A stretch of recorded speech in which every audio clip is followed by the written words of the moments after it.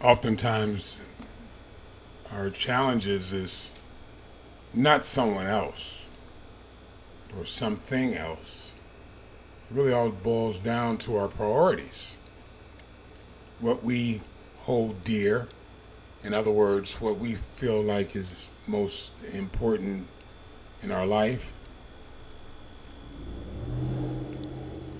You may have the right intentions.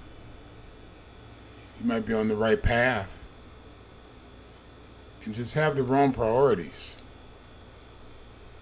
And again, with the understanding that this is for my kids, my grandkids, my brothers and sisters around the world, and whomever else considers me a teacher, God bless you. Without the right priorities, you can have the right intentions. You can want to do the right thing. But if your priorities are off, it can slow down your progress. So understanding what those priorities are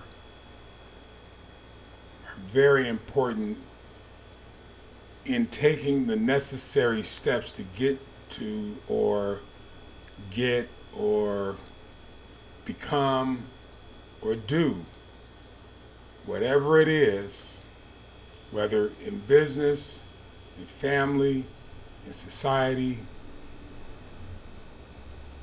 your walk with God. I don't always hit it myself. But I understand what my desires are.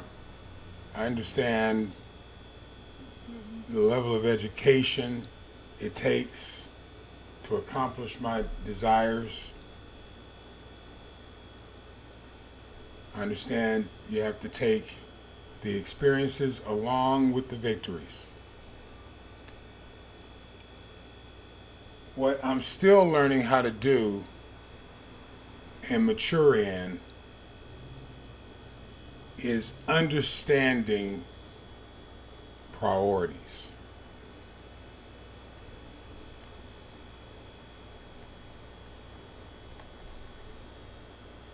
Regardless of what you have to do, there are priorities.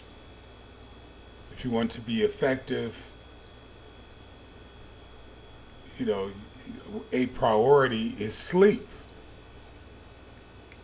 If you want to be healthy, a priority is diet. If you want to have some mental and spiritual acuity, a priority is reading and studying. You don't necessarily have to be a doctor in one field to accomplish something in another field. You need to master the field that it is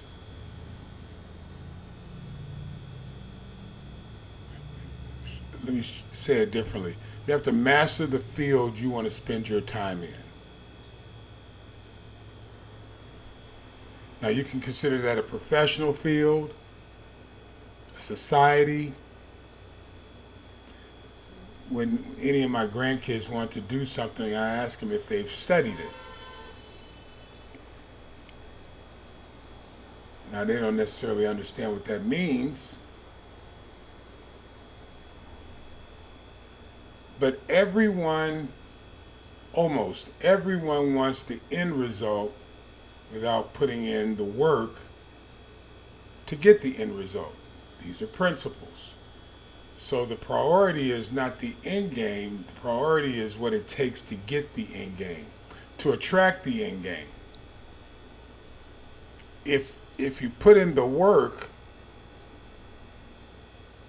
and prioritize the work that's necessary to become successful in a marriage, in business, socially, you put the work in, I believe you're more apt to recognize how to accomplish the end result more easily than just pursuing the end result itself. priorities. Now, the beauty of this text here is you pick up on these principles very easily if you're looking at it from that perspective.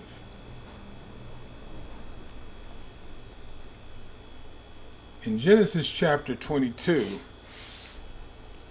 Abraham has, for the most part, accomplished every goal. Now, the reason why I say for the most part is that he still has much more to accomplish. It's not over.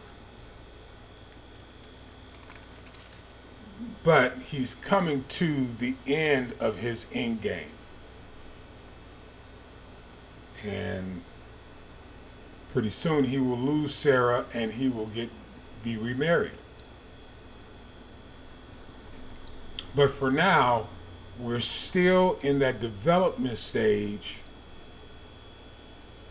where he has the son of promise, Isaac, and Isaac has a great future. Isaac is still learning from his dad, Abraham. We consider this the Abrahamic covenant, but Isaac is the promise. And the covenant is on his seed. So Abraham has been putting his priorities to work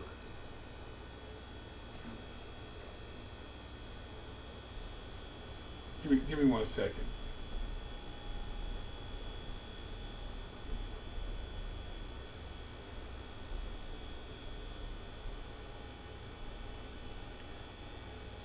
To get to the place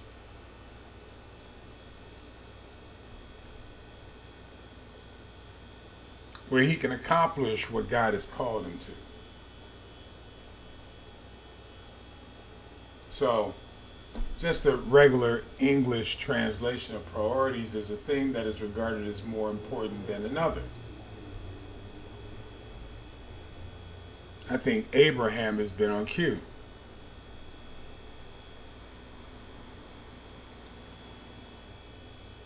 And understanding what is necessary to accomplish these goals takes a great deal of sacrifice. Here, let's read Genesis chapter 22 so you can get a better feel for what I'm saying here. Famous scripture. A lot of people have read this in churches, a lot of pastors, teachers. But I like for you to see it from the perspective that I'm sharing it with you. And it came to pass in Genesis chapter 22 verse 1, and it came to pass after these things that God did tempt Abraham. Not the devil, not his flesh. God did tempt Abraham. I want to stop there because I want you to see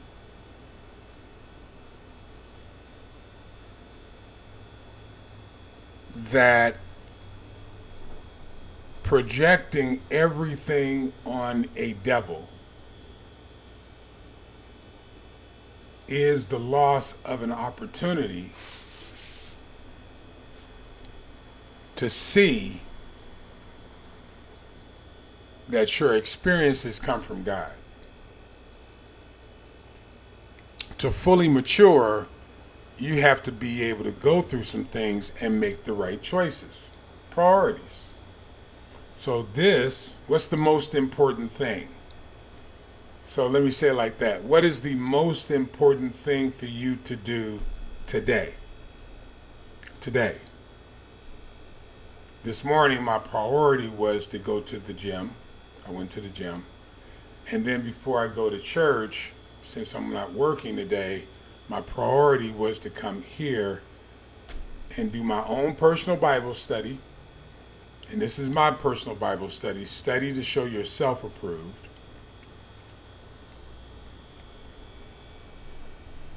And so this develops areas that are important to me. I want to be at a certain weight. I want to have certain health. So I'm not so much focused on the weight and the health. I'm focused in on the priorities that will get me there. Right here, the temptation, at using the example, is just to stay in the bed, not go to the gym, and not come and do my Bible study. But because of the vision I have for my life, I do what's necessary to accomplish that vision, to attract those visions that I have for my life, by focusing in on the priorities, not the visions themselves. The vision will take care of itself. So you see, the temptation is not from the devil, the temptation is from God for Abraham. And said unto him, Abraham, and he said, Behold, I. And he said, Take now thy son, thy only son, Isaac, whom thou lovest, and get thee into the land of Moriah, which is Jerusalem. The temptation comes with the things that are most important to you. Most important. I didn't pass a lot of those temptations in my 20s and 30s. I prioritized those things and those relationships over accomplishing what God had for me.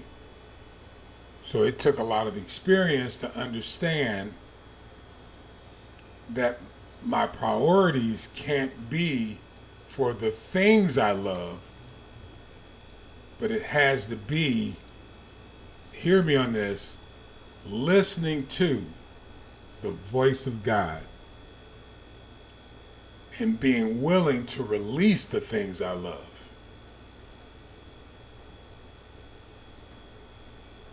I think you'll see that here.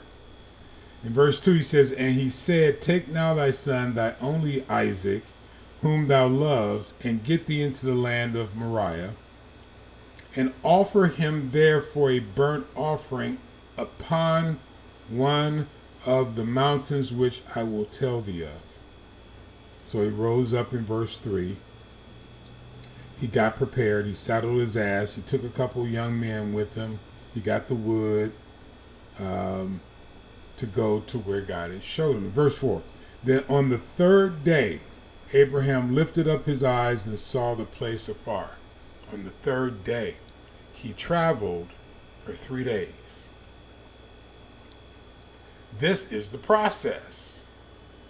So now we went from priorities to seeing the process. He told him to take the thing he loved the most and make him a burnt offering. And then sent them through a process, which we're discussing right now. So I'm pointing out the principles to you so that you see that you're not the only one that has to go through these things. This is how the kingdom works for successful people. You don't just wake up haphazardly every day and say, oh, I want this and I want to do that, and then just go about your day. You have to be intentional about how you go about your day, about what your day is spent on. What are you doing?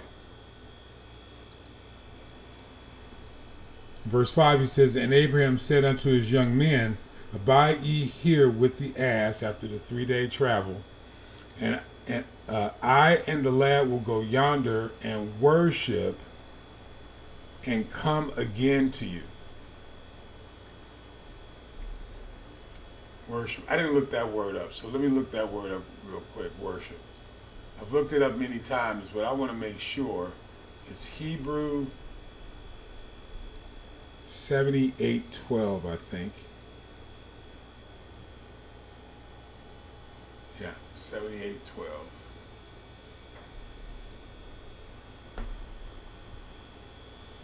Because worship is a type of lifestyle. It's not like praise. Worship is a lifestyle. It's something that you live. Your life is kind of like living humbly, understanding that there's someone greater than you that you're living for. But the actual word means to bow down, to depress, to prostrate yourself. You know, it's like laying with your arms out like this, prostrate yourself. Before superior in homage. Not necessarily all in that order, but these are the aspects of it. Before God in worship, before false gods, and before angels. So there are people who worship false gods. There are people who worship angels. Messengers. Pastors. Prophets. These are messengers. The word angel is messenger.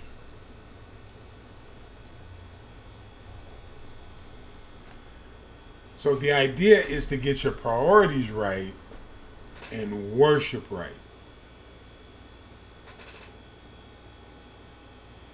I hope you got that. I really hope you got that. That is a key thing.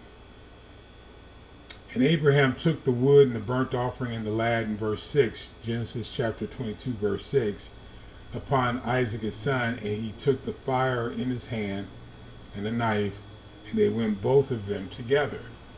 Verse 7, and Isaac spake unto Abraham his father, and said, My father, he said, Here I, my son. And he said, Behold the fire and the wood, but where's the lamb for the burnt offering? And I want you to see something here. And as we know, Abraham told Isaac, God will provide the lamb. God will provide the lamb. In verse 8. In verse 9 he said, and they came to the place where God had told him, and Abraham built an altar. Remember we talked about all the altars he built? This is a major part of worship.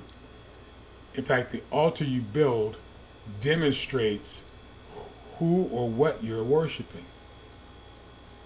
Anyway, I can't go into that right now. But in verse 10, and Abraham stretched forth his hand and took the knife to slay his son, and the angel of the Lord called unto him out of heaven, and he said, Here I. And he said, Lay not thy hand, in verse 12, upon the lad, neither do anything unto him. For now I know, here's the temptation, for now I know, verse 12, that thou fearest God, not the angel, not the false god,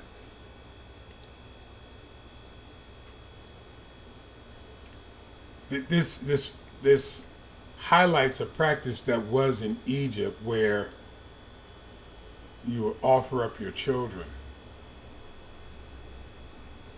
These were false gods, or I'll say they were gods not representing the one true God.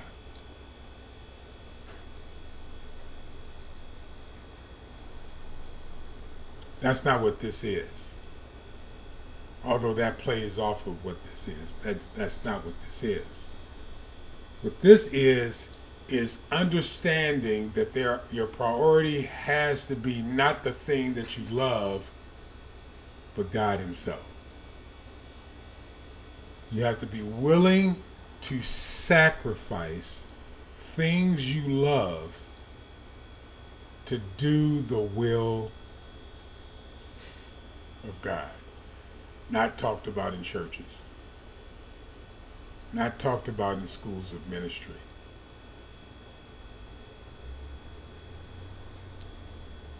Verse 13, and Abraham lifted up his eyes and looked, and behold, behind a ram caught in a thicket by his horns, and Abraham went and took the ram and offered him up for a burnt offering instead of his son.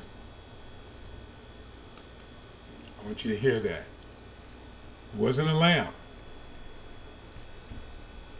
It was a ram. What's the difference? The difference is that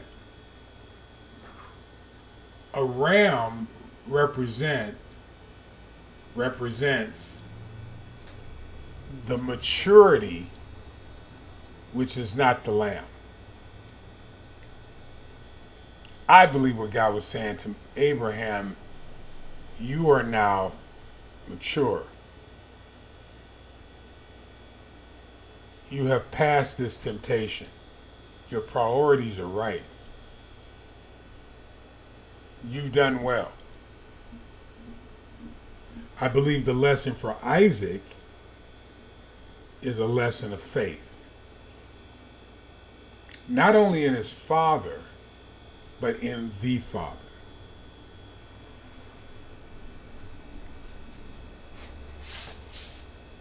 His father is merely an example of the Father. And of course, it's type and shadow of the willingness to sacrifice God's only begotten Son, Jesus, whom he loved.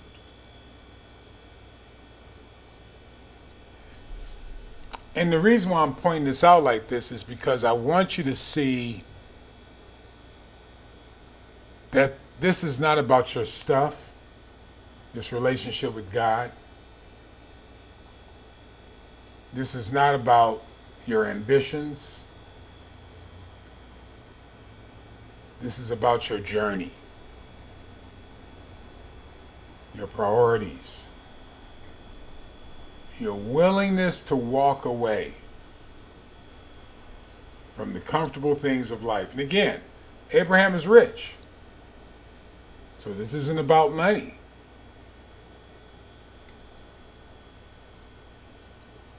What do you prioritize to accomplish the vision that God has given you for your life? What type of an example are you to your sons and daughters, to your students, to your employees, to your prodigies? No matter how old you are, because we're not talking about age, we're talking about maturity with the ram. Maturity. Can you demonstrate your maturity on this journey? Thank you for exploring the kingdom of God with me, and thank you for ushering in the kingdom of heaven.